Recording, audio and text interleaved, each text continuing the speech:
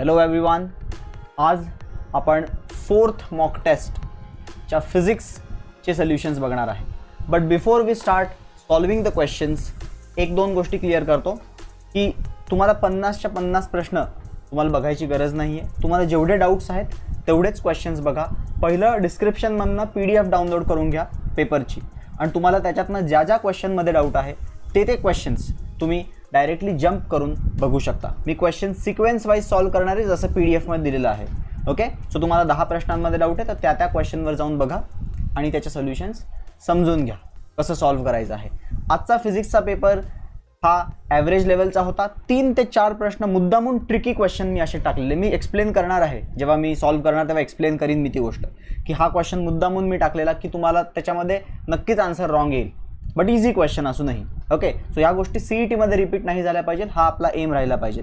Okay, पूर्ण टेस्टचा analysis देताना मी सांगणार आहे की आपण जे मॉक टेस्ट देतोय त्याचा उपयोग कसा करायचा आपल्याला CET एक्झामसाठी. सो तुम्ही तो पण व्हिडिओ बघा. तो व्हिडिओ यानंतर मी अपलोड करीन साधारण रात्री 10 वाजेपर्यंत. त्याच्यामध्ये रँक लिस्ट डिटेलमध्ये एक्सप्लेन करीन मी. त्यानंतर बाकी सब्जेक्ट वाईज टॉपर्स आणि या सगळ्या गोष्टी पण आपण डिस्कस करूच. या व्हिडिओच्या डिस्क्रिप्शनमध्ये तुम्हाला फिजिक्स, केमिस्ट्री, मॅथ्सचे पूर्ण क्वेश्चन पेपर्स आणि डिटेल्ड सोल्युशन्स तुम्हाला अवेलेबल आहेत, ते तुम्ही बघू शकता.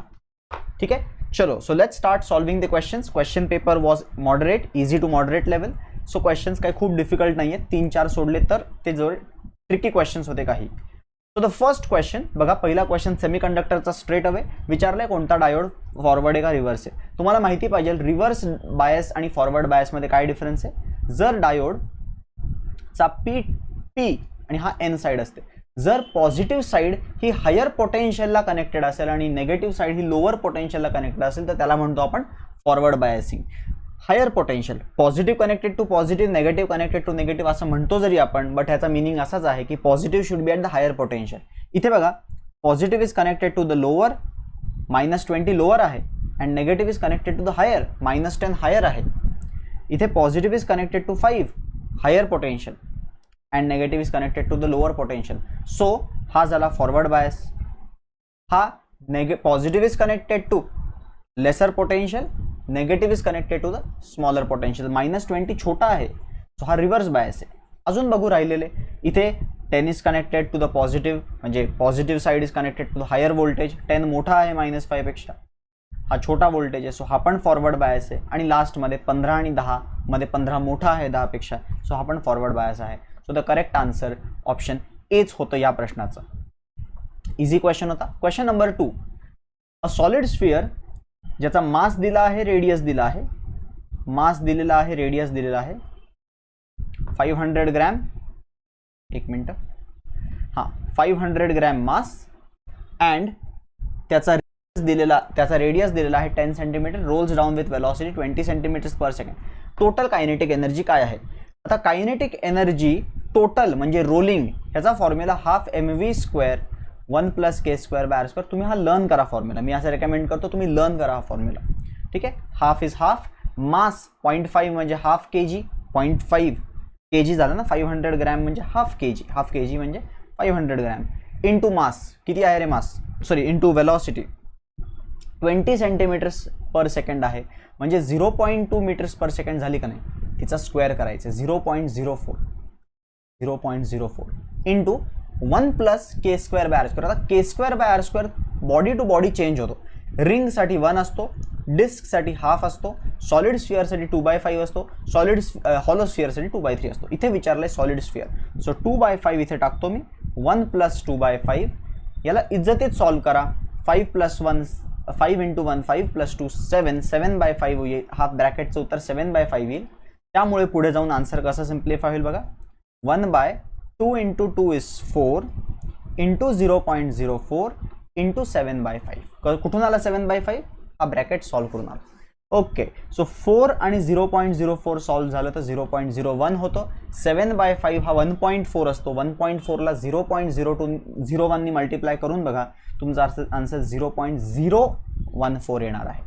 ओके, बऱ्याच जणांना 140 जूल आलं असेलही, कारण की त्यांनी वेलॉसिटीला कन्वर्टच नाही केले. सो त्यांच्यासाठी तो ऑप्शन तिथे प्लॅन्ट केलेला, तो पण ए पहिलाच प्लॅन्ट केलेला की घाईघाईमध्ये खुश होऊन जातो आपण उत्तर मॅच झालं तर लगेच टिक मारतो. अशा घाई गडबडीत गोष्टी करायच्या नाही आहेत. तुम्हाला प्रत्येक क्वेश्चनला as a new question approach करायचं आहे. कुठल्याही प्रकारचं आधी हा सॉल्व्ह केला आहे मग ह्याचं उत्तर ते होतं असल्या प्रकारचे बिलकुल गोष्टी ठेवू नका डोक्यामध्ये. प्रत्येक क्वेश्चन हा नवीन असतो. Approach it as if it is a new question to you. Okay, next question आहे third one. De Broglie wavelength, थोडा खाली घेतो याला. डी ब्रॉगली प्रश्न बघा. De Broglie's wavelength of a proton and alpha particle having same energy. आता de Broglie वेवलेंथचा formula h/mv असतो, बट इथे लिनियर मोमेंटम माहीत नाही त्यांचे काय आहेत, आपल्याला त्यांच्या एनर्जीज सेम आहेत माहिती. सो मी इथे एनर्जीच्या टर्म्समध्ये हा फॉर्म्युला लिहितो. √2 मास इंटू एनर्जी असा फॉर्म्युला आहे त्यांचा. सो सिन्स वी नो दोघांकडे एनर्जी सेम आहे असं सांगितलंय प्रश्नामध्येच, सो एनर्जी सेम आहे. h आणि 2 तर सगळ्यांचा सेम असणार आहे. So clearly de Broglie wavelength ही मासच्या रूटला इन्व्हर्स प्रपोर्शन आहे. तुम्हाला रेशो विचारलाय proton divided by alpha particle. Inverse प्रपोर्शनमुळे मला वरती मास ऑफ अल्फा पार्टिकल घ्यावा लागेल आणि खाली मास ऑफ प्रोटॉन घ्यावा लागेल जो 1 आहे. आणि 4/1चा रेशो 2:1 येतो. Answer is delta. याचं उत्तर आहे delta. Okay, straight forward, easy question. Next question आपण थोडं फास्ट करतोय कारण की आता 2 दिवस राहिलेत सीईटीच्या परीक्षेला. मी याच्यावरती काही 1-2 तास एक्सप्लेनेशन नाही देणार आहे. 45 मिनिट्स 50 मिनिट्समध्ये मॅक्सिमम आपण कंप्लीट करू. मॅक्सिमम 1 hourच्या वरती नाही. When 2 metre wire long 0.05 cm² area is attached by mass elongation दिलं यंग्स मॉड्युलस. वाह, काय प्रश्न आहे. y = FL/AY. Straight formula based question. Fortunately सगळे नंबर 20 सो आपल्याला जास्त डिटेलिंगमध्ये जायची गरज नाही. आपण फक्त व्हॅल्यूज पुट करू. फोर्स 2 kg म्हणजे 20 न्यूटन. 20 म्हणजे 2 × 10⁻⁴. ओके, लेंथ 2 मीटर, 2चा 2च ठेवतो मी, डिवायडेड बाय एरिया 0.05 cm². मी आधी त्याला 5 करतो. 5 केल्याने काय होईल तो? 5 केल्याने तो होईल सेंटीमीटर. बघा 5 केल्याने 1-2 झिरोज येतील, 10⁻⁻² आणि सेंटीमीटरचा स्क्वेअर 10⁻⁴ असतो. तो 10⁻⁴ आणि -2 -6 करेल त्याला. आणि खाली अजून काय? अरे हा y कुठून आला? y तर काढतोय आपण. l असतो इथे, राईट. l किती आहे? 0.04. त्याला पण मिळतो 4 × 10⁻⁵ मीटर. सगळे SI युनिटमध्ये कन्वर्ट झाले आहेत. 2 आणि 4 कॅन्सल झाला आहे. हा -6 आणि -5 वरती गेला तर तो +11 होणार आणि हा वरती 10 राहिला आहे अपॉन 5. हे तर 2 असतो. सो 2 × 10⁻11 2 × 10⁻11 म्हणजे 20 × 10⁻10 असा ऑप्शन आहे बीटा. 20 × 10⁻10. इथे आपण व्यवस्थित आरामात सॉल्व्ह करूनही उत्तर येणार आहे. चला पुढच्या प्रश्नावर जाऊया. पुढचा प्रश्न आहे एमिसिव्हिटी दिली आहे, टेम्परेचर काढायचं म्हणजे क्लिअरली इथे दिसतोय स्टीफन्स लॉचा प्रश्न. हा क्वेश्चन डिफिकल्ट कॅल्क्युलेशन वाईज असू शकतो, बाकी याच्यात काहीही डिफिकल्ट नव्हतं. स्टीफन्स लॉ माहिती पाहिजे. Emissive power of a body, ordinary body, is E⁻T⁴. इथे मात्र एरिया पण दिला होता आणि तो किती एनर्जी एमिट करतोय पर आर हे पण देऊन टाकलं होतं. म्हणजे बघा एमिसिव्ह पॉवर काय असते? Q/80 ना. तिथे सगळा डेटा अवेलेबल होता. आपल्याला फक्त व्हॅल्यूज पुट करायच्या होत्या, राईट. आपण करूयात पुट. कलर चेंज करून पुट करूयात. चला, किती एमिट करतोय? एवढे कॅलरी एमिट करतोय. किती? 1.58 × 10⁵ कॅलरी. 1 कॅलरी 4.2 जूल असते. त्याला जूलमध्ये कन्वर्ट केलं. बट ही कॅलरी पर आर एमिट करतोय. पर आर करतोय म्हणजे डिवायडेड बाय मला 3600 60 मिनिट्स 60 सेकंड्स. सेकंड्समध्ये कन्वर्ट केलं. चला, हा झाला Q/T झाला. Q/Tचं उत्तर मिळालं. आता एरियाने डिवाइड करायचं आहे. एरिया दिलाय 10⁻⁴. रेडीमेड आहे 10⁻⁴. अच्छा, आता E आणि सिग्मा विल गो डाऊन कारण की टेम्परेचर काढायचं आपल्याला. E खाली गेला तर 0.8 होणार आणि सिग्मा तर खूप विचित्र आहे 5.67 10⁻⁸ आणि हे पलीकडे T⁴. आता हे सॉल्व्ह करण्याच्या लायक आहे का बघूया. कलर चेंज करूया पहिलं तर. ओके, सो पहिले तर 10 to the power साईडला घेऊ. थोडासा कचरा काढू बाहेर. 10⁻⁴ -8 -12 -11 -10 वरती गेला तर +10 +10 आणि +5 10⁻15 10⁻15 बनलाय तो वरती साईडला. आता राहिलं काय? 1.58 4.2 खाली 36 0.8 आणि 5.67. काहीतरी कॅन्सल होईल असं दिसतंय का? तर 0.8चं डबल 1.6 असतं. चला फॉर्च्युनेटली हा कॅन्सल होण्यासारखा आहे, 2 झाला. होतंय, सॅटिस्फॅक्टरी आहे का? येस. 2 आणि 36 मध्ये 18 होणार. Okay, 4.2 upon 18 into 5.67 into 10⁻15 is equal to T⁻4. बघा कॅल्क्युलेशन भयंकर आहे. असे प्रश्न तर पहिले सोडायचे, शेवटी करायचे. अशा प्रश्नांना टाइम द्यायचा नाही. आता सॉल्व्ह करूया. हे 10⁻15चे 3 0 ह्याला दिले, मुद्दामून 3 0 देतोय मी, कारण की मला नंतर 4th रूट काढायचा आहे. सो त्यावेळेस 4th रूट काढताना मला हा 10⁻15 तकलीफ देणार आहे. सो मी 10⁻12 करतो त्याला, आणि 3 0 ह्याला दिले तर तो 4200 झाला. काय झाला? 4200. अच्छा, 4200 डिवायडेड बाय 18 इंटू 5.67. 18 5 90 असतं, हे तर शॉर्ट शॉर्ट आहे. 18 5 90 असतं, आणि उरलेलं 0.6 पण 10 पर्यंत जाईल. सो हा ॲक्च्युली 100च्या जवळ खूप चालला असं मला वाटतंय. बघा आता हे मी आता सॉल्व्ह करून करून मला समजायला लागल्या गोष्टी, म्हणून तुम्हाला हे ऑब्झर्वेशननी अप्रॉक्सिमेट आन्सर्स बऱ्यापैकी लांब लांब आहेत. So no need to worry.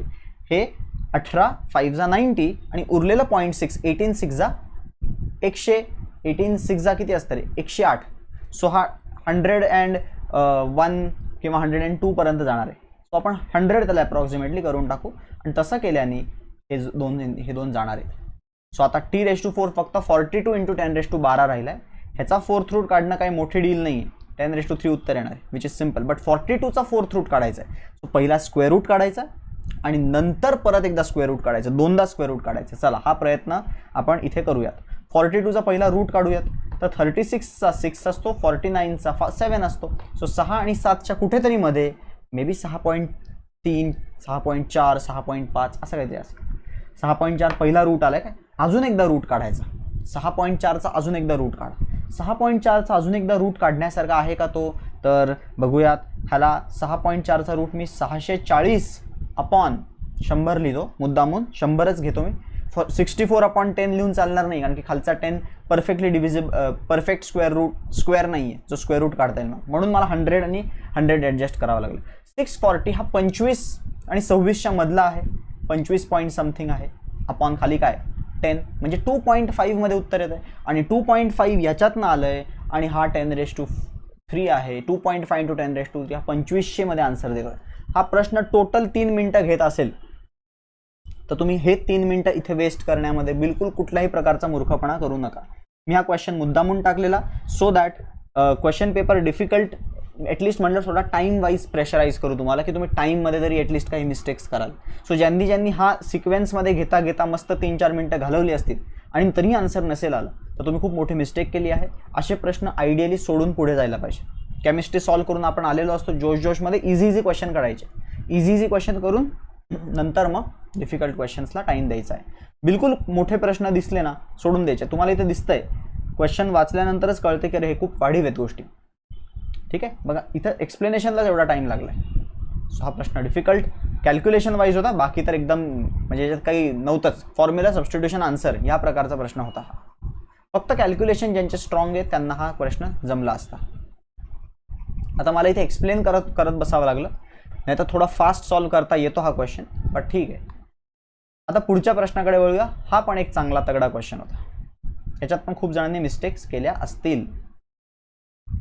2 concentric, आता हा प्रश्न समजण्यासाठी 3 ते 4 रीडिंग लागणार आहे. 2 concentric coplanar circular loops, radius R1 R2 carry current I1 I2 in opposite direction, one in clockwise other in anti clockwise. 2 loops आहेत. ठीक आहे, 2 लूप्स आहेत आणि त्यांनी सांगितले R2 R1च्या डबल आहे. म्हणजे हा जर काही R1 असेल, थोडंसं मी मोठं ड्रॉ करतो चित्र. हा जर काही R1 असेल तर ह्याच्या डबल आहे R2. ठीक आहे, डबल आहे R2 सांगितलंय. R2 डबल आहे.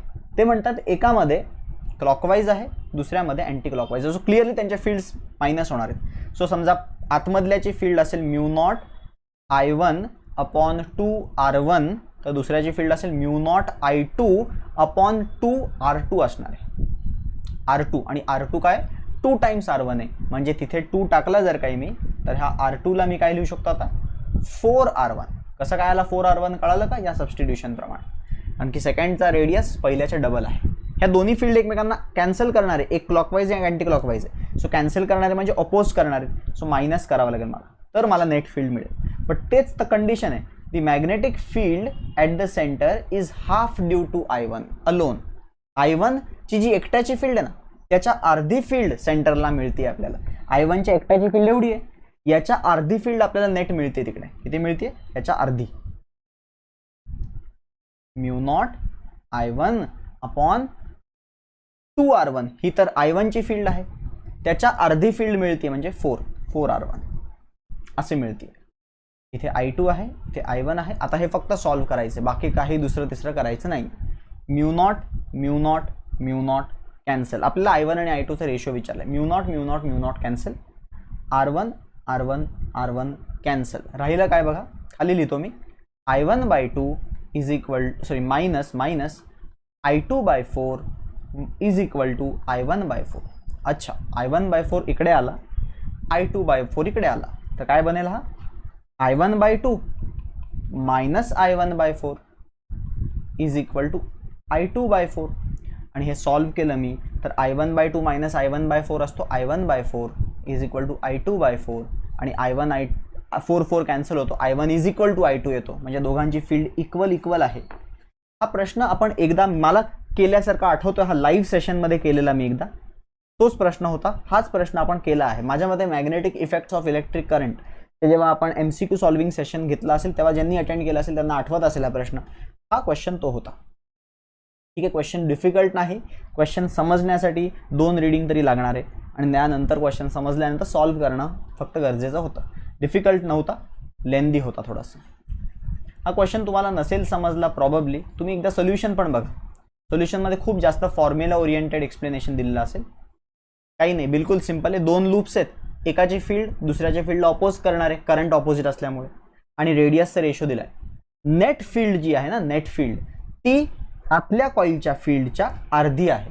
ती कंडिशन वापरून सॉल्व्ह केलंय मी. ओके, तर तुम्ही ट्राय करा हा क्वेश्चन. तरीही नाही जमला तर सांगा कमेंटमध्ये, बघूयात. तुम्ही live session magnetic effects of electric करंटचं लाईव्ह सेशनचे MCQ मध्ये झाला आहे, हा गॅरंटेड झाला आहे. सो तो पण तुम्ही सेशन बघा.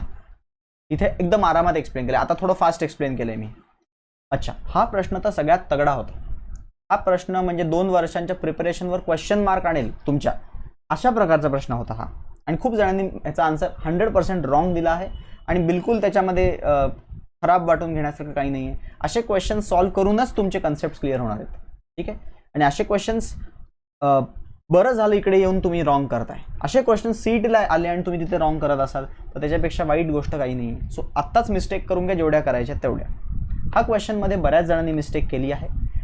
Centripetal force acting on the satellite going round earth ऑर्बिटमध्ये under the gravitational influence acting on the satellite. ठीक आहे, both equal to F. Gravitational force F आहे, सेंट्रिपिटल फोर्स F आहे. Net force on the satellite काय आहे? आता सांगतो मी तुम्हाला. हा अर्थ आहे. ठीक आहे, अर्थ आहे. अर्थचा सॅटेलाइट फिरतोय. कुठे फिरतोय? इथे फिरतोय, ऑर्बिटमध्ये फिरतोय, right.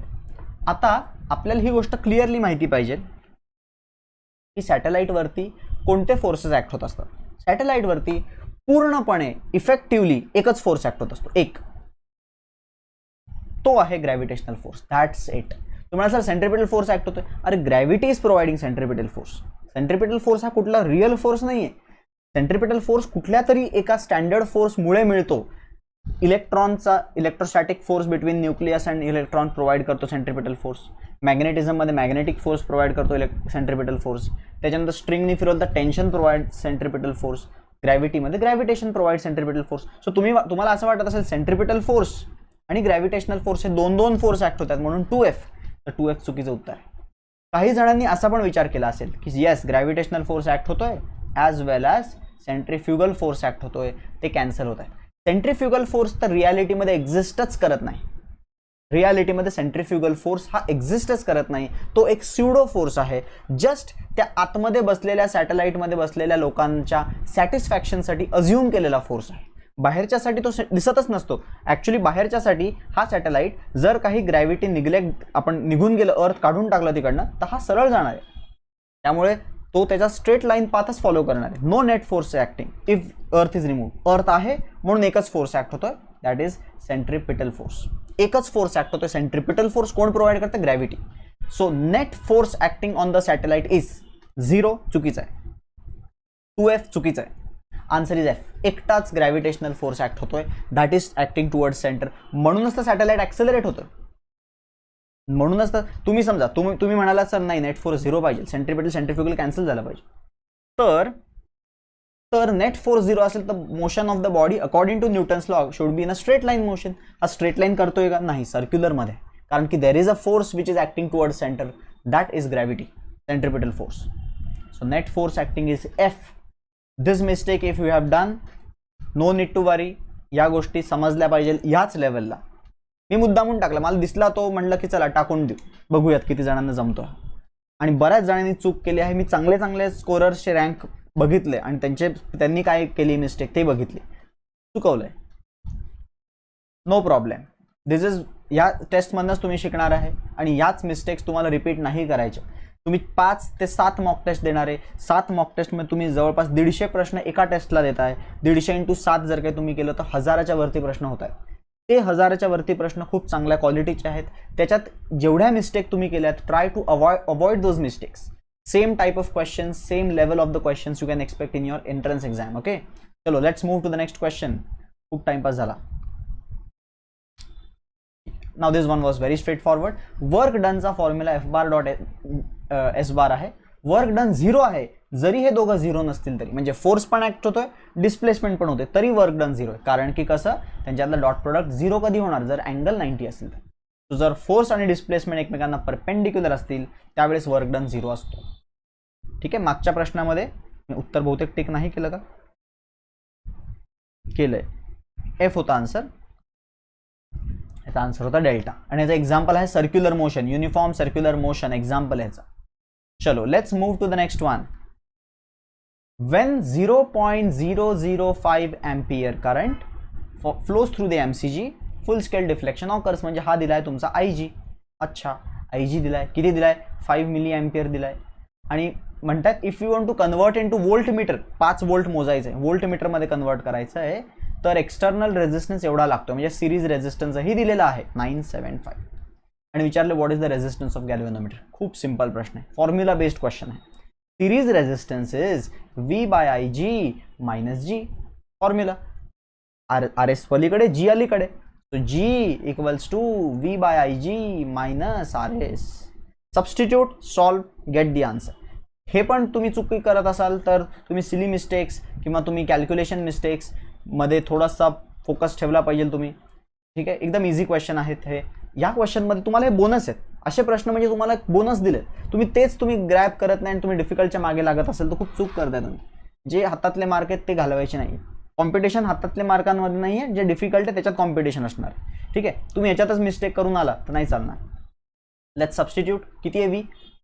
Colour change 5 volt divided by IG किती आहे? 0.005 म्हणजे 1000 झाला, 1000 झाला. मायनस RS किती? RS म्हणजे सिरीज रेजिस्टन्स 975 1000 मधनं मायनस केलं तर 25 ओहम उत्तर राहतं. C is the answer. Answer is सीटा. चला, आला केटीजीचा प्रश्न.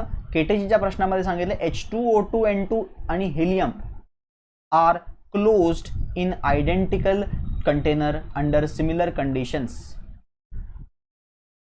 Of pressure and temperature. सगळे सेम टेम्परेचर प्रेशर मध्ये आहेत. तुम्हाला विचारलंय व्हॉट विल बी द गॅसकडे काय असणार. आता सेम टेम्परेचर सेम आहे, प्रेशर सेम आहे आणि व्हॉल्यूम पण सेम आहे, कारण की कंटेनर पण सेम आहे. PVT तिन्ही same. So clearly number of moles वेगळे आहेत, नंबर ऑफ मोल्स वेगवेगळे आहेत. सो कायनेटिक एनर्जीचा फॉर्म्युला काय असतो आपण बघितलंय, 3/2 PV असतो किंवा 3/2 nRT असतो. हे कायनेटिक एनर्जीचे फॉर्म्युले आहेत. As number of moles are different, pressure volume same आहे. इथे प्रेशर आणि व्हॉल्यूम सेम आहे का? येस, प्रेशर व्हॉल्यूम सेम आहे. प्रेशर व्हॉल्यूम टेम्परेचर सेम आहे. So actually number of moles पण सेम असणार आहे, मासेस वेगळे असणार आहेत, number of moles will be same. So N पण सेम झाला, म्हणजे बेसिकली सगळंच सेम आहे. एव्हरीथिंग इज सेम, म्हणजे काहीच लोड नाही प्रश्नामध्ये. सो बेसिकली कायनेटिक एनर्जी त्यांची पर मोल सेम असेल, पर व्हॉल्यूम सेम असेल तर काय सेम असेल? Kinetic energy per unit volume same असेल. Kinetic energy per unit volume करून बघा, 3/2p राहणार ना, सेम असेल. डिफरंट असेल का पर युनिट व्हॉल्यूम? नाही, सेम असेल. Kinetic energy per unit volume different नाही, सेम असेल. कायनेटिक एनर्जी पर मोल पण सेम असेल, हे पण सेम असेल. RMS स्पीड सेम नसेल, कारण की मास मॉलिक्युलर वेटवर डिपेंड करतं ना, 3RT/m0. हा क्वेश्चन थोडा खरंच ट्रिकी होता, मला वाटलं खूपच पानसट आहे, बट ऑप्शन्समुळे थोडासा ट्रिकी होता तो. सेम काय असणार? Kinetic energy per unit volume different असणार, सेम असणार का काय असणार, असा प्रश्न होता. क्लिअरली क्वेश्चन वाचल्यावरती आधी वाटतं की इझी आहे, बट नंतर थोडा अजून डेप्थमध्ये विचार करावा लागतोय. इथे तुम्ही सगळे आयडियल गॅसेस आहेत असंच अज्युम करा. हे याच्यामध्ये असा विचार करू नका की हा मोनो ॲटॉमिक आहे, हा डाय ॲटॉमिक आहे, त्यांनी कायनेटिक एनर्जीमध्ये फॉर्म्युल्यामध्ये फरक पडेल वगैरे, ते अझम्पशन नाही, आपल्याला ते सिलेबसमध्येच नाही. ठीक आहे, तो ते अझम्पशन इथं करायची गरज नाही. ठीक आहे, all are at same temperature, pressure, same volume, PVT same म्हणजे N सेम, सगळं सेम, एव्हरीथिंग सेम. मग आता कायनेटिक एनर्जीचं काय? Kinetic energy also same, 3/2PV और 3/2 nRT. Kinetic energy same. मग कायनेटिक एनर्जी पर व्हॉल्यूम 3/2p येणार आणि कायनेटिक एनर्जी पर मोल 3/2 RT येणार. तर कायनेटिक एनर्जी पर मोल पण सेम राहणार, कायनेटिक एनर्जी पर व्हॉल्यूम पण सेम राहणार. तर कायनेटिक एनर्जी पर व्हॉल्यूम सेम ऑप्शन होता, कायनेटिक एनर्जी पर मोल डिफरंट होता. सेम असता तर मग तो पण आन्सर करेक्ट आला असता. हा डिफरंट आहे, डिफरंट नसणार, सेम असणार. तो हा प्रश्न थोडा ट्रिकी होता, थोडा जास्त वेळ दिला मी त्याला, दोनदा एक्सप्लेन केला. ठीक आहे, okay. Next question is electromagnetic induction. आपण क्वेश्चन नंबर 11 वरती पोहोचलो आहे. Electromagnetic इंडक्शनचा question. d∅dt केल्यानंतर तुम्हाला मिळणार आहे, d∅dt केल्यानंतर 12t-5 आणि time is equal to 0.025 seconds टाकायचा आहे. सो किती येईल EMF येईल 0.025 टाका, तर येईल तुमचा 3 - 2 येईल उत्तर. मॅग्निट्यूड फक्त आपल्याला इंटरेस्ट असतो. सो 2 व्होल्ट EMF आला. आता 2 व्होल्ट जर EMF आला आणि जर काही तो सर्किटमध्ये रेझिस्टन्स 10 ओहम आहे, तर करंट किती येईल? Current is E/R. 2/10 0.2 ampere. Answer is 0.2 ampere. Simple. 2 short bar magnets, each of magnetic moment M, are arranged in the opposite corner of a square of side D. ठीक आहे, चित्र draw करूयात. एक square draw करूयात. म्हणे square आहे, square आहे, side D चा स्क्वेअर आहे आणि 2 शॉर्ट मॅग्नेटिक डायपोल मोमेंट्स, छोटे छोटे बार मॅग्नेट्स आहेत, arrange in the opposite corner. म्हणजे या कॉर्नरला एक मोमेंट आहे आणि या कॉर्नरला दुसरा मोमेंट. कसे अरेंज केलेत ते? Such that they coincide with their, त्यांचे centres coincide with the corners and axis are parallel. Okay, म्हणजे हा असा असेल तर ॲक्सिस पॅरलल, मी असा वर्टिकल नाही, आडवाच ड्रॉ करावा लागेल मला. आणि शॉर्ट आहेत म्हणजे काय, लोड नाही घ्यायचं जास्त. If like poles are in the same direction. Okay, north south, north south. Okay, find the magnetic induction at any other corner. Any other म्हणजे आता 2 कॉर्नर यूज केले आहेत मी, एकतर इथे काढा फील्ड किंवा इथे काढा. चला वरती काढूयात फील्ड. वरती काढली जर काही मी फील्ड, तर नॉर्थ साऊथ म्हणल्यावरती याची मॅग्नेटिक फील्ड अशी असेल, ॲक्शियल. लक्षात ठेवा, ॲक्शियल मॅग्नेटिक फील्ड म्हणजे magnetic field on the axis of a bar magnet ही कधी पण साऊथ टू नॉर्थ असते, अलॉंग दी मॅग्नेटिक मोमेंट असते. आणि इक्वेटोरियल, ह्याच्यासाठी ती इक्वेटोरियल फील्ड आहे. इक्वेटोरियल फील्ड कधी पण नॉर्थ टू साऊथ असते, नॉर्थ टू साऊथ असते, अशी असते. इक्वेटोरियल फील्ड ही नॉर्थ टू साऊथ असते.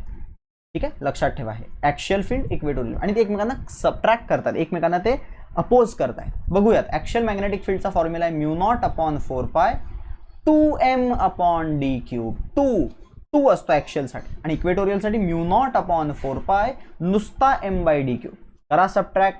2m - 1m राहणार, 1m/d³. असं उत्तर आहे का? आहे. उत्तर A अल्फा उत्तर आहेच. μ0/4π m/d³. Question was not difficult, question was simply imagination जमलं पाहिजे, फिगर ड्रॉ करता आलं पाहिजे.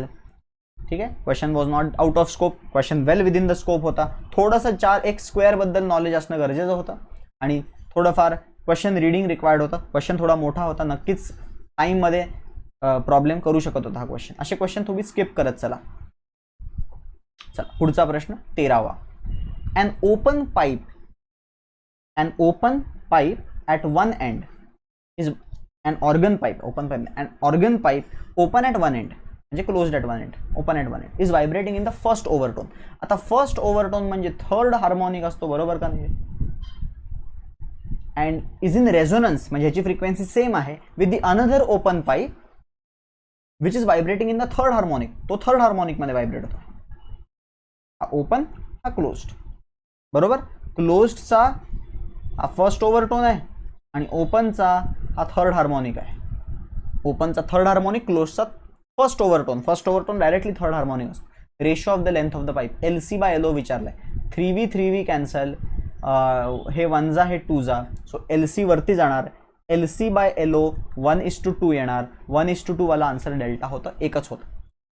Okay, next question. How is the eyepiece in compound microscope acts? How is the eyepiece वा प्रश्न बघा. How is the eyepiece? आयपीसचं काम काय आहे कंपाऊंड मायक्रोस्कोपमध्ये विचारले. आता हा खूप तुमचं म्हणजे अंडरस्टँडिंग टेस्ट करणारा प्रश्न आहे. क्वेश्चनमध्ये कुठल्याही प्रकारचा फॉर्म्युला वगैरे रिक्वायर्ड नाही, थोडंसं अंडरस्टँडिंग असलं पाहिजे की कंपाऊंड मायक्रोस्कोप ॲक्च्युली वर्क कसा करतो. कंपाऊंड मायक्रोस्कोपचं काम काय, तर पहिला असतो ऑब्जेक्टिव्ह, दुसरा असतो आयपीस. पहिला ऑब्जेक्टिव्हचं काम असतं की बाबा तू सिम्पली काय कर, त्याला मॅग्निफाय, उलटं कर, थोडं मॅग्निफाय कर. आणि दुसऱ्याचं काम असतं की या उलट्या झालेल्याला, उलटा झालाय मोठा झालाय पण मला अजून मोठा बघायचा होता, उलटा झालेल्याला आता फक्त मॅग्निफाय कर. याचं काम असतं फक्त मॅग्निफाय करणं. त्यामुळे याच्या फोकल लेंथच्या आतमध्येच ठेवतो आपण त्याला. याची जी फोकल लेंथ असते ना, FE म्हणतो ज्याला, त्याच्या आतमध्ये त्याला ठेवतो आपण आणि नंतर हा परत मॅग्निफाय करतो, उलटा मॅग्निफाय करतो, मोठा करतो त्याला. सो तो सिम्पल मॅग्निफायर असा बिहेव करतो. आयपीसचं काम आहे सिम्पल मॅग्निफायर. ठीक आहे. This is the use of eyepiece in the compound microscope. हे लक्षात ठेवा, तुम्ही नसेल ऐकलं कधी किंवा तुम्हाला हे ऑन द स्पॉट पण बनवता आलं पाहिजे जर तुम्हाला वर्किंग माहिती असेल तर. Same current is flowing through 2 alternating circuits. First contains inductor and other contains capacitor. एकात इंडक्टर आहे आणि दुसऱ्यात आहे कॅपॅसिटर. अच्छा, पुढे फ्रिक्वेन्सीज मध्ये दोघांच्या वाढवल्या तर करंटला काय फरक पडेल? करंट असतो EMF अपॉन रेझिस्टन्स, पण इथे रेझिस्टन्स नसतो, रिॲक्टन्स असतो. म्हणजे इंडक्टरसाठी XL आणि कॅपॅसिटरसाठी XC. जर मी फ्रिक्वेन्सी वाढवली, तर XL वाढतो, XC कमी होतो. XL वाढल्यानंतर हा अख्खा नंबर कमी होतो. सो इंडक्टर मधला करंट कमी होणार, कॅपॅसिटर मधला करंट वाढणार. कारण की फ्रिक्वेन्सी वाढवल्यावरती माहिती पाहिजे तुम्हाला, फ्रिक्वेन्सी वाढवल्यावरती XL वाढतो, त्यामुळे डिनॉमिनेटर वाढला तर करंट कमी होणार. So decrease in the first, increase in the second, असं उत्तर आहे बीटा. हा 16वा प्रश्न. 16th क्वेश्चन आहे, a varying current at rate of 3 ampere per second in the coil generates EMF 8 millivolt. Find mutual inductance. Okay, so हा question खूप simple आहे. Mutual इंडक्टन्सच्या फॉर्म्युल्यावरती MdI/dt आणि तर सगळं दिलं आहे. करंट EMF दिला आहे 8 millivolt is equal to M माहीत नाही, dI/dt 3 एम्पियर पर सेकंड दिला आहे, एम्पियर पर सेकंड. सो जर मी याला सॉल्व्ह केलं तर 8/3 होईल, तो 8/3 मिली हेनरी असं उत्तर येईल. 8/3 मिली हेनरी म्हणजे 2.66 millihenry. Answer is delta. व्यवस्थित सॉल्व्ह करून उत्तर येणार आहे. Okay, so the next question is question number 17. 3 coins each of mass M and radius R are arranged in the figure as shown. Coins म्हणजे disc, आणि डिस्कला असं arrange केलंय की हे about diameter, about tangent, about tangent. डायमीटरचा formula असतो 1/4 mr², टँजंटचा असतो 5/4 mr², आणि तिसऱ्या टँजंटचा पण 5/4 mr². सो याची ॲडिशन जर काही तुम्ही केली तर 11/4 mr² आन्सर येणार आहे. असं आन्सर कुठेही नाही आहे. हा क्वेश्चन बोनस तुम्हाला मिळून जाईल. तुम्हाला समजा असं सॉल्व्ह करून आन्सर मॅच होत नसेल तर तुम्ही अजून एकदा ट्राय कराल, त्याच्यानंतरही मॅच नाही झालं तर सोडून द्या त्याला, पुढे जा, मार्क फॉर रिव्ह्यू करून पुढे जा. ठीक आहे, तुम्ही नंतर त्याचं उत्तर काही मारा. असं नाही की क्वेश्चनच रॉंग येतो, क्वेश्चन कधी कधी आपण रॉंग वेने विचार करतो. ठीक आहे, आता हा बोनस आहे, हा सॉल्व्ह करून उत्तर मॅच होत नाही, हा इझी क्वेश्चन, इझी बोनस आहे. ठीक आहे, next question. A convex lens of focal length 25 cm is kept with a concave lens of 40 cm. Power विचारलं. Power focal length 1/f1 plus 1/f2. Convex साठी 1/25, कॉन्केव्ह साठी negative focus घ्यावा लागेल. त्याचं उत्तर येईल 25 आणि 40चा LCM 120, 120, 200. 8 - 5चा 3/200. 3/200 is 1 upon net focal length, आणि 1 अपॉन नेट फोकल लेंथ 3/200 आला आहे. हे 200 सेंटीमीटर आहे काय डिनॉमिनेटरमध्ये, म्हणजे याला मी 3/2 मीटर लिहू शकतो ना, 3/2 मीटर. आणि 1 अपॉन फोकल लेंथच तर पॉवर असते, सो पॉवर काय आली 3/2 पर मीटर. काय आली फोकल लेंथ 3/2 म्हणजे 1.5 पर मीटर, 1.5 पर मीटर. पर मीटर म्हणजेच डायोप्टर असतं. ठीक आहे, सो आन्सर इज 3/2 डायोप्टर. तुम्हाला समजलंय का? फोकल लेंथ हा फॉर्म्युला वापरला मी ॲडिशन ऑफ फोकल लेंथचा. कॉन्केव्हचा पॉझिटिव्ह, कॉन्व्हेक्सचा निगेटिव्ह, कॉन्व्हेक्सचा पॉझिटिव्ह, कॉन्केव्हचा निगेटिव्ह. सॉल्व्ह केलं, उत्तर आलं, उत्तर पॉझिटिव्ह आलं, पॉझिटिव्ह उत्तर आलं म्हणून पॉझिटिव्ह आन्सर आहे. आणि इथे 200चं काय केलं मी, 200 सेंटीमीटर असतं डिनॉमिनेटरमध्ये. 1/f is equal to 3/200 centimetre. 1/f आहे ना लेफ्ट साईडला, 1/f इज 3/200 सेंटीमीटर. सेंटीमीटरचं मीटर केलं, कारण की पॉवर विचारली आणि पॉवर मीटरमध्ये रेसिप्रोकल डायोप्टर असतं, त्यामुळे मीटर केलं. इझी करा. युनिफॉर्म सर्क्युलर मोशन मध्ये पार्टिकलचं काय होतं? Again a very theoretical question. Concept clear असतील, सगळ्या गोष्टी क्लिअर असतील डोक्यामध्ये, तसं जमणार आहे. UCM मध्ये स्पीड कॉन्स्टंट असते. ओके, स्पीड कॉन्स्टंट असते. तुम्ही म्हणाल नाही वेलॉसिटी कॉन्स्टंट असते, तर वेलॉसिटी ही व्हेरिएबल असते. वेलॉसिटी व्हेरिएबल असते कारण की वेलॉसिटीची डिरेक्शन चेंज होत असते. इनफॅक्ट UCM मध्ये ॲक्सिलरेशन ही व्हेरिएबल असते कारण की डिरेक्शन चेंज होत असते. गोष्ट जी कॉन्स्टंट असते ती स्पीड असते. कॉन्स्टंट स्पीड आणि ॲक्सिलरेशन हे व्हेरिएबल असतं. Speed is constant, acceleration is variable, answer is delta. Let's move to the next question. A potentiometer wire 10 meter long, resistance 40 ohm is connected with a resistance box and 2 volt है. Potential gradient दिलेला आहे. What is the resistance of the resistance box? म्हणजे चित्र draw करू का? ही 10 मीटरची wire, त्याला एक सेल, इंटरनल रेजिस्टन्स नेग्लिजिबल नाहीच दिलाय, त्यानंतर एक रेजिस्टन्स बॉक्स लावलाय R. ठीक आहे, आपल्याला त्यांनी सांगितले PG दिलाय. PG पोटेन्शियल ग्रेडियंट किती दिलाय 0.1 मिलीवोल्ट म्हणजे 10⁻⁴ वोल्ट झाला तो पर सेंटीमीटर, म्हणजे 10⁻² मीटर झाला तो, म्हणजे 10⁻² वोल्ट पर मीटर. हा पोटेन्शियल ग्रेडियंट दिला. आणि सगळ्यांना माहिती पाहिजे PG असतो I सिग्मा. PG काय असतो I सिग्मा. करंट किती आहे, करंट काढता येईल total EMF upon total resistance. पूर्ण सर्किटचा रेजिस्टन्स किती आहे, ह्याचा 40 आणि याचा R, 40 आणि याचा R माहित नाही किती R, तर इंटू सिग्मा किती आहे, रेजिस्टन्स पर युनिट लेंथ 4 आहे बघा, 40/10 resistance per unit length 4 is 10⁻². हा झाला 8, 4 2 जा 8, 8 आणि 10⁻² इकडे आला तर 800 is equal to 4 + 40 + R, so R is equal to 760. Simple textbook level question, फक्त व्हॅल्यूज चेंज, बिलकुल डिफिकल्ट नाही. If you are making mistakes in this type of questions तर तुमचं टेक्स्टबुकच क्लिअर नाही आहे, समजून घ्या ही गोष्ट. If work done in blowing a bubble from work done in blowing a bubble of volume V volume करायचं असेल तर वर्क W होत आहे, तर 2V करायला किती वर्क करावं लागेल, 2V करायला किती वर्क करावं लागेल. आता वर्क डन हा डायरेक्टली प्रपोर्शनल टू एरिया असतो आणि area directly proportional to R² असतो, बरोबर. बट व्हॉल्यूम इथे दिलाय तुम्हाला, व्हॉल्यूम आधी V केलाय नंतर 2V केलाय. तर आपल्याला माहिती आहे की वर्क आणि रेडियस मध्ये काय relation, work is directly proportional to the square of radius. काय, work is directly proportional to the square of radius, but volume is proportional to radius cube. So मी रेडियस स्क्वेअर आणि radius cube आहे इथे, so मला काहीतरी करून volume मध्ये relation आणायचं. सो मी काय करतो, volume raise to 1/3 is proportional to R, दोन्हीकडे क्यूब रूट घेतो आणि इथे टाकून देतो ते. सो काय येईल बघा, is proportional to V raise to 2/3. Sir 2/3 कुठून आला, 1/3 होता. अरे हा तर R ला प्रपोर्शनल आहे, R² केला मी तर V रेस टू 2/3 येणार. सो वर्क हा व्हॉल्यूम रेस टू 2/3 ला प्रपोर्शनल आहे. सो वर्क डन दुसऱ्या केसमध्ये विचारले W2/W1 इज सेकंड केसचा व्हॉल्यूम जो डबल आहे डिवायडेड बाय फर्स्ट केसचा व्हॉल्यूम जो सिंगल आहे whole raise to 2/3. VV cancel होईल, उत्तर येईल 2 रेस टू 2/3. आणि 2 रेस टू 2/3 किती असतं, 4 रेस टू 1/3 असतं. कसं काय 4 raise to 1/3, 2 square is 4, 4 raise to 1/3. So 4 raise to 1/3 म्हणजेच cube root of 4. Beta answer आहे beta. Communication option. Next question, process in which phase of carrier changes in accordance with instantaneous value of modulated signal. Phase change होत असेल तर त्याला phase modulation म्हणतात. Process in which phase of the carrier wave changes in accordance with instantaneous value of modulated. तुम्ही तिन्ही PM, FM आणि AM ह्याच्यामध्ये नक्की काय होतं हे जरा नीट व्यवस्थित अभ्यास करून घ्या. फक्त काय होतं एवढंच, त्याचे इक्वेशन्स आणि डिटेल्समध्ये जात बसू नका. ह्याचं उत्तर फेज मॉड्युलेशन आहे, PM. Next question, oscillation of simple pendulum of constant length is T. ठीक आहे, अर्थ सरफेसवरती टी आहे. What is the period inside the mine. आतमध्ये गेलो आपण जमिनीच्या, माइनमध्ये जी कमी होणार, gravity reduces inside the earth surface, so time period वाढणार. So more than T answer असेल, greater than T, simple. Next, mass of moon is 1/81 times mass of अर्थ, रेडियस इज 1/4 टाइम्स.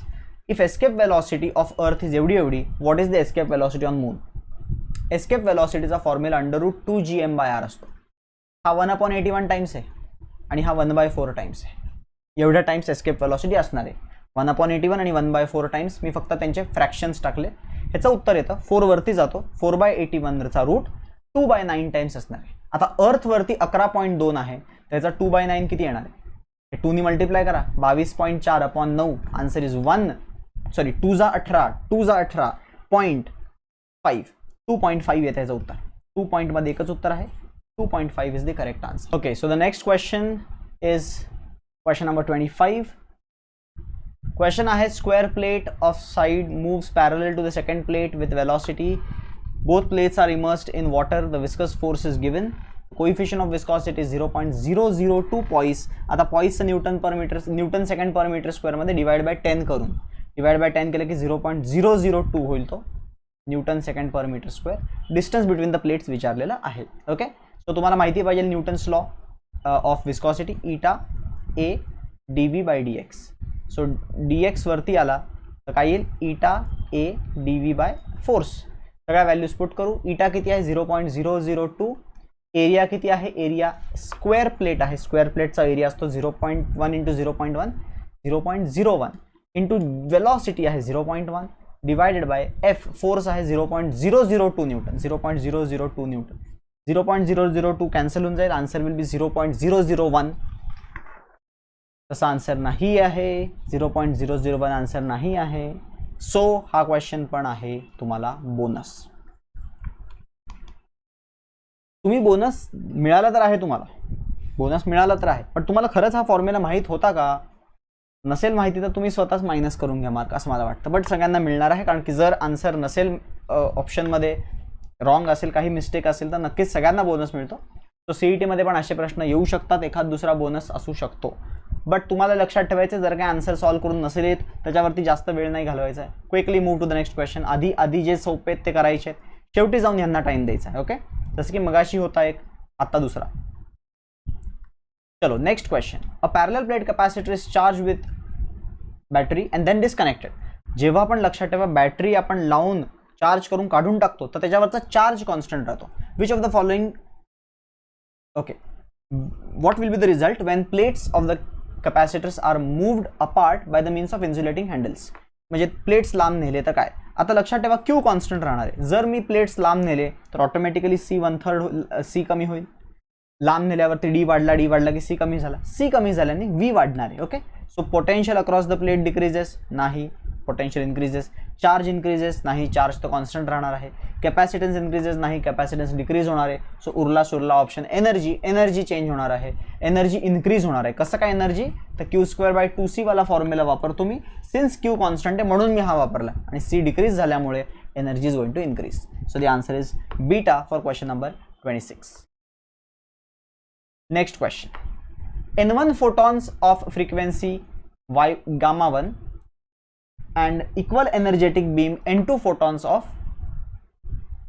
पुढे काय ऑफ फ्रिक्वेन्सी गामा 2. ठीक आहे, frequencies दिल्यात दोघांच्या, frequency आणि नंबर ऑफ फोटॉन दिलेत आणि ते इक्वल आहेत म्हणे energy. So energy of photon काय असते, H इंटू गामा. जर काही फ्रिक्वेन्सी गामा असेल तर H इंटू गामा, आणि जर काही N फोटॉन्स पडत असतील तर टोटल एनर्जी काय होईल, HN गामा. बरोबर. So N1 H gamma 1 is equal to N2 H gamma 2. H cancel, N1 gamma 1 is equal to N2 gamma 2. So हे प्रपोर्शन कुठे दिसतंय, बीटामध्ये दिसतंय. आन्सर बीटा आहे जर काही तुम्ही रिअरेंज केलं तर. Next question. Wave of intensity I undergoes interference, what is the maximum intensity. तुम्हाला माहितीच पाहिजे I0 जर काही इंटरफेअर करणार असेल तर मॅक्सिमम काय असतो 4I0. सो 4I आन्सर आहे. मॅक्सिमम इंटेन्सिटी विचारली होती. Two waves of intensity I आणि I gives 4i, not 2i. Next question. Let's move to the next question. Question number पुढचा जो काही येतो. Which of the following transition will give the maximum wavelength? Highest wavelength म्हणजे lowest frequency. Lowest frequency पाहिजे आपल्याला. ठीक आहे. Emission झाली पाहिजे. Emission wavelength. सो एमिशन वरतून खाली जंप केल्यावरती मिळतो. सो हा शक्य नाही, हा शक्य नाही. आता 5 पासून 2 वर जी जंप आहे आणि 2 वरून ती 1 वरची जी जंप आहे त्या जंपमध्ये तुम्हाला माहिती पाहिजे 2 ते 1 च्या जंपमध्ये खूप जास्त एनर्जी आहे. कारण की 13.6 नंतर डायरेक्टली इथे असतो 3.4. इथे 10चा एनर्जीचा गॅप आहे. 10 इलेक्ट्रॉन वोल्टचा, 10.2चा. आणि 5th आणि ह्याच्यामध्ये जास्त गॅप नाही.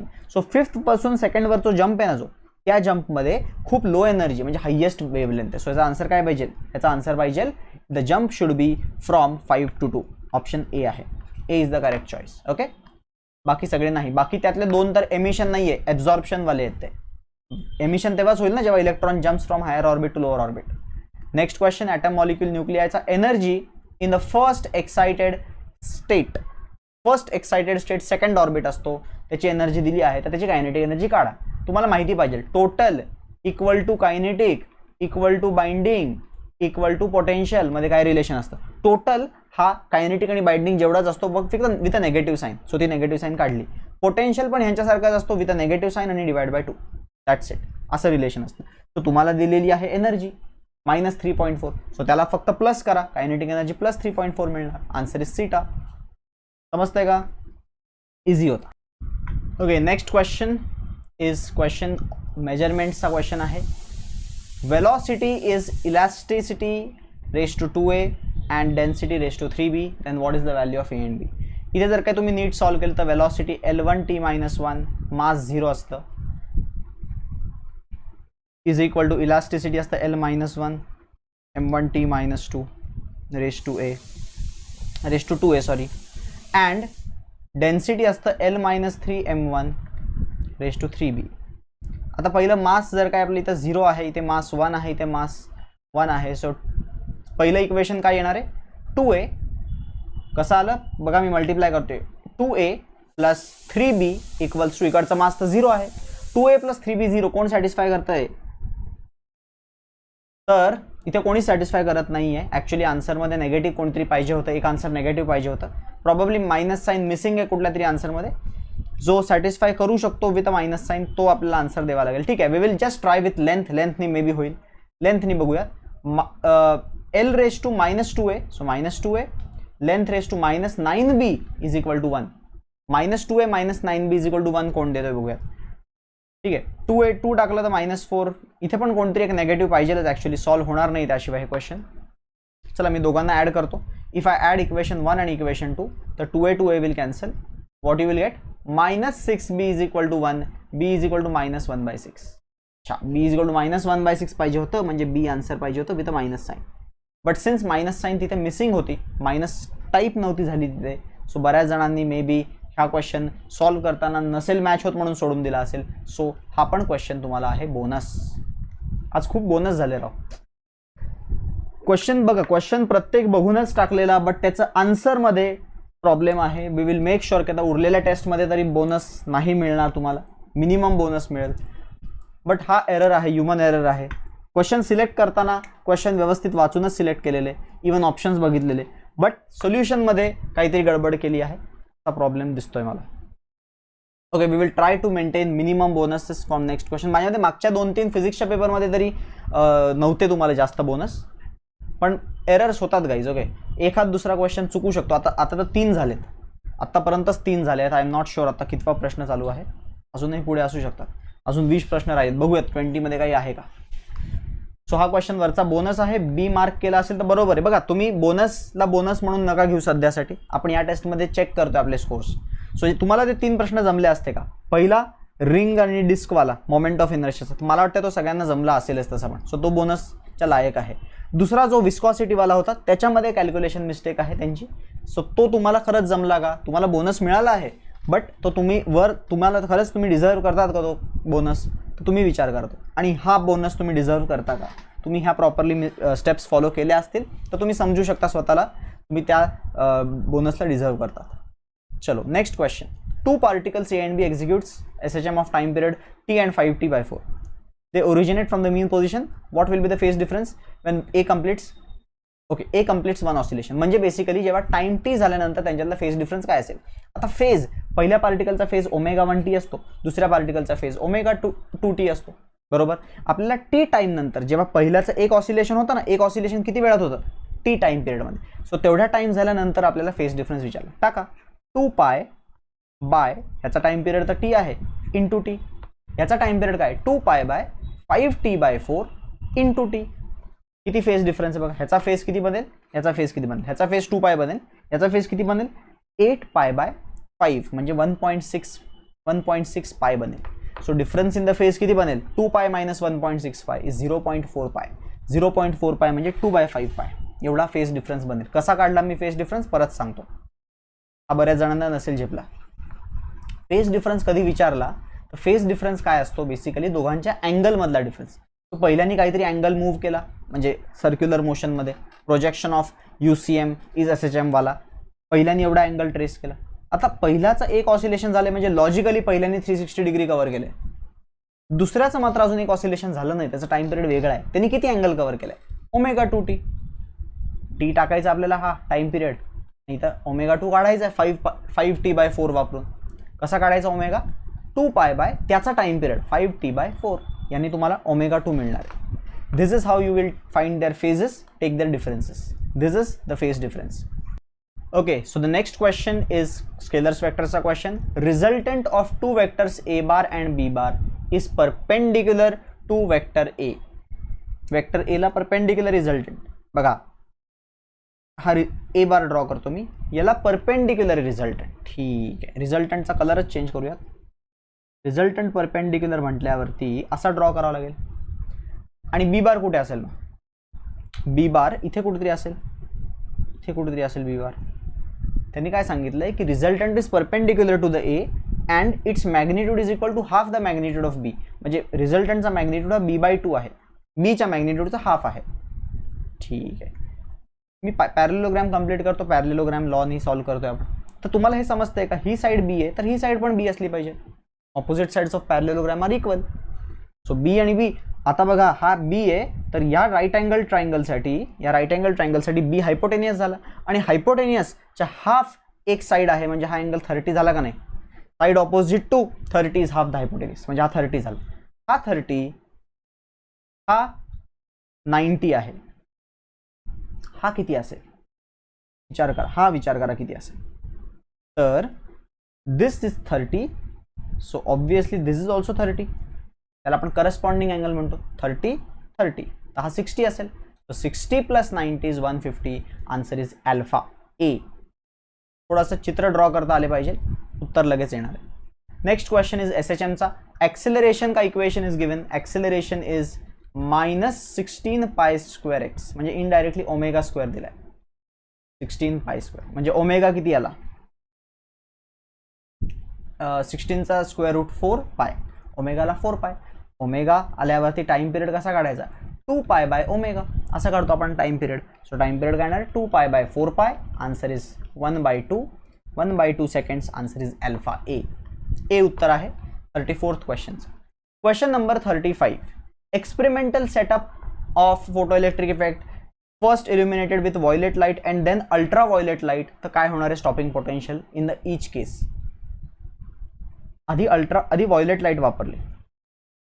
विबग्योरमध्ये व्हायलेट लाईटची वेवलेंथ खूप कमी असते, रेडची जास्त असते. तो या डिरेक्शनमध्ये वेवलेंथ कमी होते म्हणजे फ्रिक्वेन्सी वाढते, म्हणजे व्हायलेटपेक्षा तुम्ही अजून एनर्जेटिक वापरताय अल्ट्रा व्हायलेट, तर स्टॉपिंग पोटेन्शियल वाढणार आहे, नक्कीच वाढणार आहे.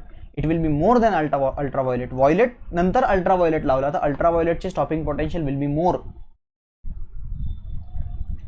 आन्सर काय येणार आहे, stopping potential will be more for ultraviolet. It will be more with ultraviolet. Okay, next question. In the given figure current is drawn from battery. 4 ampere current draw करतोय. ठीक आहे, 4 ampere current draw करतोय, दिलाय प्रश्नामध्ये. And if 10 ohm resistance is replaced by, 10 ला replace केला 20 ने. तर बघा हा बॅलन्स नेटवर्क आहे ऑलरेडी. हा तुम्ही 10 लावा, 20 लावा, 30 लावा, फरक पडणार नाही. करंट तेवढाच ड्रॉ होणार आहे, तेवढाच करंट ड्रॉ होणार आहे. 4 एम्पियर. अरे यार, 4 एम्पियर आन्सर आहे. Fourth bonus, very unfortunate, fourth bonus of this taste.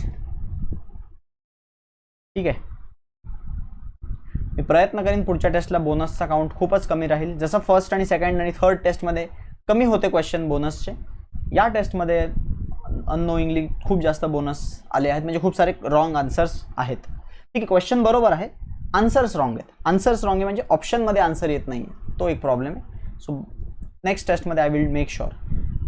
प्रिझमचा question आहे, रिफ्रॅक्शन ऑफ लाईटचा अँगल ऑफ प्रिझम ए दिला आहे आणि सांगितलंय 2 अँगल ऑफ इन्सिडेन्सेसला डेव्हिएशन सेम येत आहे. आता हा प्रश्न या ग्राफवरचा आहे, आय वर्सेस डेल्टाचा, सॉरी डेल्टा वर्सेस आयचा. असा ग्राफ आहे ना, आपण बघितलं बघा प्रिझम फॉर्म्युला डिराईव्ह करताना. सो त्यांनी काय सांगितलंय, 2 अँगल ऑफ इन्सिडेन्सला सेम अँगल ऑफ डेव्हिएशन मिळते. एक लक्षात ठेवा, असं कधी पण लिहून आलं असेल ना, 2 अँगल ऑफ इन्सिडेन्सला सेम डेव्हिएशन मिळते, तर समजून घ्यायचं ज्यावेळेस अँगल ऑफ इन्सिडेन्स 48 आहे आणि दुसरा 52 आहे, तर एकाला आय घ्यायचं दुसऱ्याला ई घ्यायचं, झालं. एकाला आय घ्यायचं दुसऱ्याला ई घ्यायचं. तुम्ही याला आय घेतलं तर ह्याला ई घ्यावा लागेल, कारण की I plus E is a constant, A plus delta असतो. आता ए आहे 60, डेल्टा विचारला आहे, आय प्लस ई 100 आहे, आय 48 प्लस 52 करून बघा 100 आहे. सो डेल्टा काय येणार आहे, डेल्टा विल बी 40. 37चा answer is 40. 38th question, permeability susceptibility, mu R 1 plus काय, answer is alpha, mu R is 1 plus काय. Retardation acceleration is given 7.35. Frictional force stops the car of 400 kilogram. What is the coefficient of friction? Simple question है. So stopping potential, sorry, retardation acceleration, retarding acceleration दिलेला आहे, कारचं मास दिलेला आहे आणि coefficient of friction विचारलं. सगळ्यांना माहिती आहे coefficient of friction आणि फोर्स मध्ये काय रिलेशन, म्यू इंटू एन. ठीक, डिवाइड बाय मास केलं जर काय मी, तर I will get acceleration of the car. So acceleration जे नेगेटिव्ह येत आहे ते किती असणार आहे, म्यू इंटू एन, किती आहे N, M g upon M. M M गेला, हॉरिझॉन्टल सरफेसवरचा प्रश्न आहे. सो आन्सर काय येईल, mu g is equal to acceleration, acceleration will be, sorry mu will be acceleration by g. So या एक्सेलरेशनला फक्त 10 ने डिवाइड करा, तुमचा म्यू मिळून जाईल. 0.73च्या जवळपास आन्सर आहे. 0.75 बरोबर आहे, कारण की जी 9.8 घेतला तर थोडासा आन्सर वाढणार आहे. सो आन्सर ए आहे. Okay Okay, so the next question is, a string of mass 0.2 kg per meter has length of 0.6 meters. It is fixed at both the ends and stretched such that it has got tension. The string vibrates in 3 segments. Amplitude दिलेला आहे. What is the magnitude of transverse velocity? वाह, आता बघा बरेच जण म्हणतील sir velocity of string विचारली, velocity of wave विचारली आहे का, नाही, वेलॉसिटी ऑफ वेव्ह नाही विचारली. वेलॉसिटी ऑफ वेव्ह तर लॉन्जिट्यूडनल अलॉंग द लाईन असते ना, इथे ट्रान्सवर्स म्हणजे परपेंडिक्युलर विचारले, म्हणजे ते पार्टिकल वेलॉसिटी विचारली, म्हणजे ए ओमेगा विचारलं मॅक्सिमम. ते मॅक्सिमम वर्ड वापरला नाही, सो ऑब्व्हियसली ए ओमेगा विचारलंय. ओके, तर त्यासाठी आपल्याला पहिलं तर ए तर दिला आहे का, येस ए दिला आहे. ओमेगा दिला आहे का, ओमेगा, ओमेगा, ओमेगासाठी फ्रिक्वेन्सी लागेल आणि फ्रिक्वेन्सी कुठून मिळेल, फ्रिक्वेन्सी व्ही बाय लॅम्बडा वरून मिळेल. आता लॅम्बडा कसं मिळणार आहे बघा, लॅम्बडा आपल्याला 3 सेगमेंट सांगितल्यामुळे मिळणार आहे. 3 सेगमेंट मी ते ड्रॉ करून दाखवतो, 1 सेगमेंट, 2 सेगमेंट, 3 सेगमेंट. या 3 सेगमेंटचा लेंथ 0.6 मीटर्स आहे. याचा अर्थ एका सेगमेंटचा 0.2 मीटर आहे आणि एक सेगमेंट लॅम्बडा बाय 2 असतो, 0.2 म्हणजे लॅम्बडा 0.4 झाला. अच्छा, लॅम्बडा 0.4 झाला, फाईन. 0.4 मीटर झाला लॅम्बडा, इट इज ओके. आता वेलॉसिटी कशी काढणार, velocity of wave √t by √, tension 80 आहे, लिनियर डेन्सिटी 0.2 आहे, 0.2 आणि 80 वरती आहे, 10 ने मल्टिप्लाय केलं तर 800 अपॉन 2, 400, 400चा √20. ठीक आहे, सो 50 आली. किती आली फ्रिक्वेन्सी, 50. करून बघा सॉल्व, 200 बाय 4 इज 50. एन मिळाल्यावरती ओमेगा काढणं डिफिकल्ट नाही आहे. पार्टिकल वेलॉसिटी मॅक्सिमम असते ए ओमेगा. ए किती दिलाय, 0.5 सेंटीमीटर, 0.5 सेंटीमीटर म्हणजे 10⁻². फ्रिक्वेन्सी किती आहे, 50. पण आपण फ्रिक्वेन्सी नको, ओमेगाला टाकू 2 पाय एन, एन इज 50. 50 × 200, 100 आणि 10⁻² जाणार, राहणार फक्त 0.5 पाय. 0.5 पाय म्हणजेच π/2 म्हणजे 1.57. आन्सर डेल्टा आहे. थोडासा मोठा प्रश्न होता बट सॉल्वेबल होता. तुम्हाला हे ट्रान्सवर्स वर्ड वरून कळायला पाहिजे, परपेंडिक्युलर, आणि परपेंडिक्युलर पार्टिकल मूव्ह होतो. ओके, आणि तुम्ही म्हणाल सर बाकीचे ऑप्शन्स का नाही, मग it can also take 0 velocity, it can also take between, तर हीच मॅक्सिमम आहे ना रे. ही मॅक्सिमम वेलॉसिटी काढली आपण जी वेलॉसिटी काढली ती मॅक्सिमम, ह्याच्यावरती जाऊ शकत नाही, ह्याच्यावरचे ऑप्शन मॅचच होणार नाही. कुठलेच मॅच होणार नाही. ठीक, that is the maximum particle velocity. 41 combination of 3 capacitors C1 C2 C3 दिले बघा. 3 कॅपॅसिटर्स 3 मायक्रोफॅरेड, पॅरलल मध्ये 4 आणि 2. पहिली गोष्ट तुमचे बेसिक्स क्लिअर पाहिजे. सिरीज मध्ये चार्ज सेम असतो. सो हा चार्ज समजा असेल Q1, तोच चार्ज या दोघांकडे जाईल, तोच चार्ज दोघांमध्ये स्प्लिट होईल. म्हणजे C2 कॅपॅसिटर आणि C3 कॅपॅसिटरचा चार्ज एकत्र केला तर मला C1 कॅपॅसिटरचा चार्ज मिळणार. सो चार्ज ऑन C1 हा C2 आणि C3 ची ॲडिशन, बरोबर. दुसरी गोष्ट ते काय म्हणतात, voltage on C1, voltage on C2 आणि व्होल्टेज ऑन C3 सेम आहेत. नाही, C2 आणि C3 चे व्होल्टेज सेम आहेत, ते दोघं पॅरललमध्ये, बट त्याचा आणि C3 चा व्होल्टेजशी काही संबंध नाही आहे. ते व्होल्टेजेस सेम नाही आहेत. का नाही आहेत? कारण की त्यांची कॅपॅसिटन्स पण मात्र सेम नाही आहेत. याचा 3 आणि याचा रिझल्टंट 4 आणि 2 चा पॅरललमध्ये 6 येतो. सो कुठल्याही अँगलने त्यांचे व्होल्टेजेस सेम नसू शकतात. कॅपॅसिटन्स एखाद्या वेळेस सेम असते तर मी म्हणलो असतो हां कॅपॅसिटन्स सेम आहेत म्हणून व्होल्टेज सेम आहेत, पण इथे तसं नाही आहे. कॅपॅसिटन्स 4 आणि 2 6 होतं, 6 आणि 3 वेगवेगळे आहेत. सो थर्ड ऑप्शन तर चुकीचाच आहे. सेकंड बरोबर स्टेटमेंट आहे. पहिलं बघूयात, एनर्जी. आता तुम्हाला हे माहिती आहे की हा जो चार्ज Q1 आहे ना, तोच चार्ज या 6 मधनं जाणार आहे Q1. सो दोन्हीकडे चार्ज सेम आहेत. सो एनर्जी सेम असण्यासाठी Q²/2c सेम असलं पाहिजे. Q²/2c सेम पाहिजे. दोघांकडे चार्ज सेम आहेत, सिरीजमध्ये ते 3 आणि 6. इथे काय विचारलंय बघा ना, energy in C2 plus energy in C3 म्हणजे combined energy in this is equal to ह्याची एनर्जी. मग याचं कॉम्बिनेशन तर 6 येतोय. 6 ची एनर्जी आणि 3 ची एनर्जी वेगवेगळी असणार आहे, कारण की Q²/2c दोघांचा वेगळा आहे, Cच वेगळा आहे. तो फक्त दुसरं स्टेटमेंट बरोबर आहे. आन्सर C येणार आहे, थर्ड ऑप्शन येणार आहे. Question number 42. A second hand घड्याळातला as length 6 cm determine the speed at the end point and magnitude, पुढे पण काही दिसतंय मला, magnitude of difference in velocities at two perpendicular position. magnitude of difference in velocities. Okay, बघा थोडासा wording मध्ये फरक आहे. असा विचारला असतं difference in magnitude of velocities. Difference in magnitude वेगळा, मॅग्निट्यूड ऑफ डिफरन्स वेगळा. ओके, पहिलं तर स्पीड काढू आपण. V is equal to R omega. R 6 centimetre आहे, म्हणजे 6 × 2π/, टाइम पिरियड किती घेऊ रे टाइम, सेकंड हँडचा 60 असतो. सो तो झाला 2π/10 centimetres per second. But 1/10 centimetre तर मिलीमीटर असतो. सो 2π मिलीमीटर पर सेकंड झाला स्पीड. सो स्पीडचं उत्तर 2π मिलीमीटर पर सेकंड म्हणजे 6.28 उत्तर पाहिजे. 6.28 उत्तर पाहिजे. बी किंवा सी उत्तर आहे. आता परपेंडिक्युलर पोझिशनला असताना त्याची स्पीड आपण कॅल्क्युलेट केली, म्हणजे वेलॉसिटी कॅल्क्युलेट केली 6.28 मिलीमीटर पर सेकंड. ते म्हणतायत परपेंडिक्युलर पोझिशन, ज्यावेळेस काटा अशा पोझिशनला येईल, या पोझिशनला काटा येईल, त्यावेळेस त्याची स्पीड तेवढीच राहणार ना, 6.28च राहणार. बट तुम्हाला काय विचारलंय, what is the magnitude of difference in velocities. Velocities मधल्या डिफरन्सचा मॅग्निट्यूड. फायनल वेलॉसिटी 6.28 जे कॅप आहे, नेगेटिव्ह मध्ये खाली आहे, आणि इनिशियल वेलॉसिटी 6.28 आय कॅप मध्ये आहे, नेगेटिव्ह मध्ये. सो यांचा डिफरन्स असा येईल, -6.28 जे कॅप मायनस 6.28 आय कॅप. हे काही कॅन्सल होत नाहीत, उत्तर 0 येत नाहीत. हा वेक्टर राहतो आणि याचा मॅग्निट्यूड तुम्ही काढत बसला ना, तुम्हाला येईल 8.88. सो आन्सर बीटा येणार आहे. तुम्ही म्हणाल सर 0 का नाही, त्यांचा मॅग्निट्यूड 0 पाहिजे. नाही, डिफरन्स इन वेलॉसिटीज असणार आहे काहीतरी, कारण की वेलॉसिटीज वेक्टर आहेत, डिरेक्शन चेंज झाली म्हणजे वेलॉसिटी चेंज झाली आहे आणि त्याचा मॅग्निट्यूड असणार आहे. तुम्हाला असं विचारलं असतं ना, what is the difference of magnitude, magnitude of difference नाही, डिफरन्स ऑफ मॅग्निट्यूड, त्यावेळेस 0 आला असता. डिफरन्स ऑफ मॅग्निट्यूड, मॅग्निट्यूड मधला डिफरन्स विचारला असता तर 0 आला असता. इथे 0 नाही. Next question, 43rd question. Name the phenomena which shows the transverse nature. Transverse nature of light फक्त एकच प्रॉपर्टी दाखवते, that is polarisation. Longitudinal waves polarise होत नाहीत म्हणून. ठीक आहे, नेक्स्ट वन, ट्युनिंग फोर्क वाला प्रश्न. नेक्स्ट क्वेश्चन बघा, question number 44. A tuning fork produces 5 beats per second when sounded with 20 centimetre wire. 20 centimetre wire बरोबर ट्युनिंग फोर्क 5 बीट बनवतोय आणि number of beats per second remain same with 21 centimetre wire. म्हणजे 21 वाल्या बरोबर 5 beat बनवतोय, 20 वाल्या बरोबर पण 5 बीट बनवतोय. याचा अर्थ त्याची फ्रिक्वेन्सी काय असली पाहिजे, लेट अस से त्याची फ्रिक्वेन्सी असली पाहिजे n.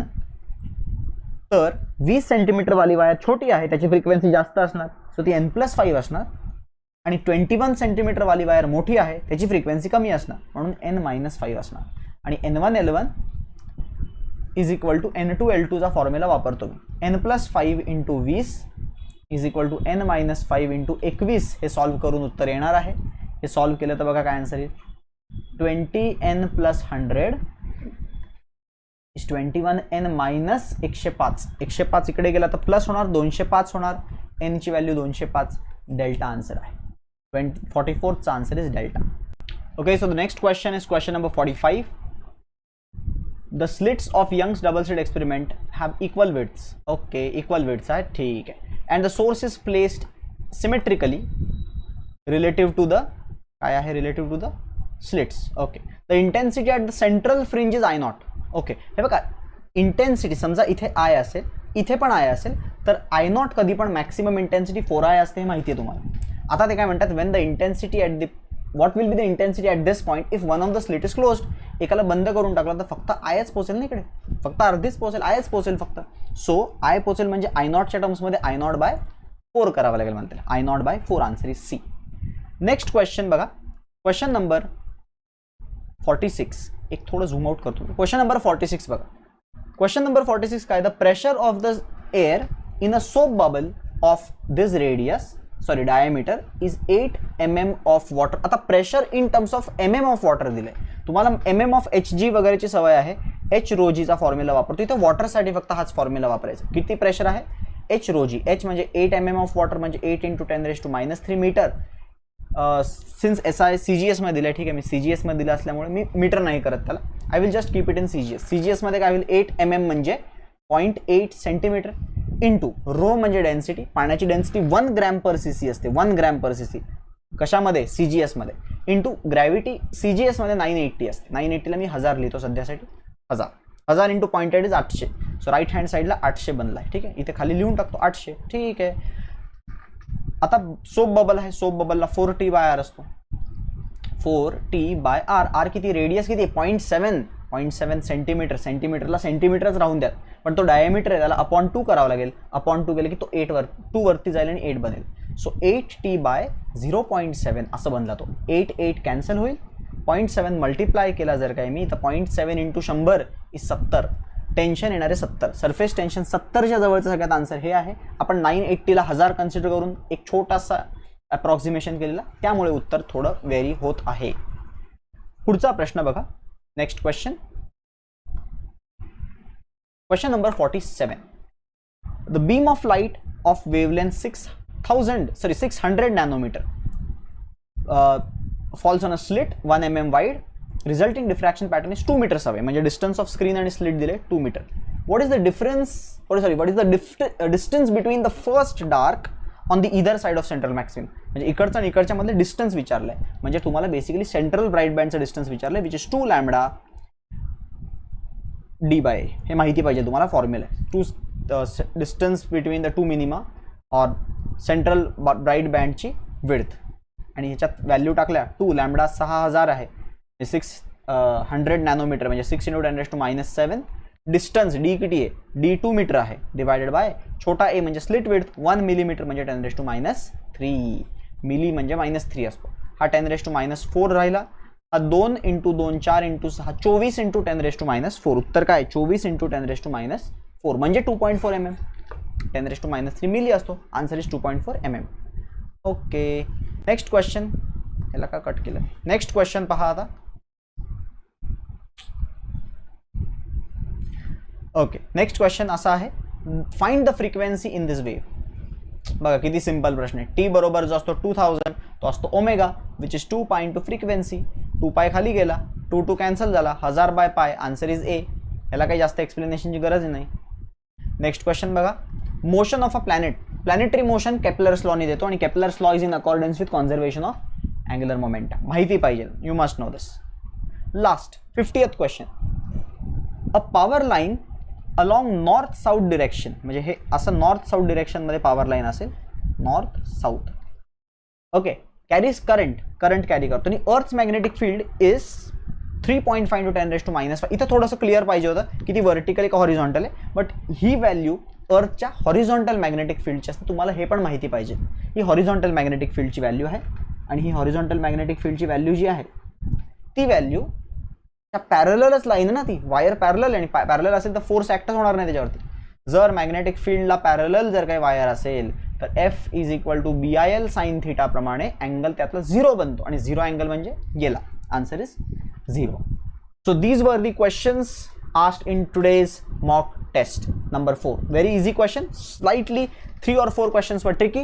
Hopefully तुम्हाला ते जमले असतील आणि तुम्हाला नसेल जमले तर त्याचे सोल्युशन्स तुम्हाला कळाले असतील.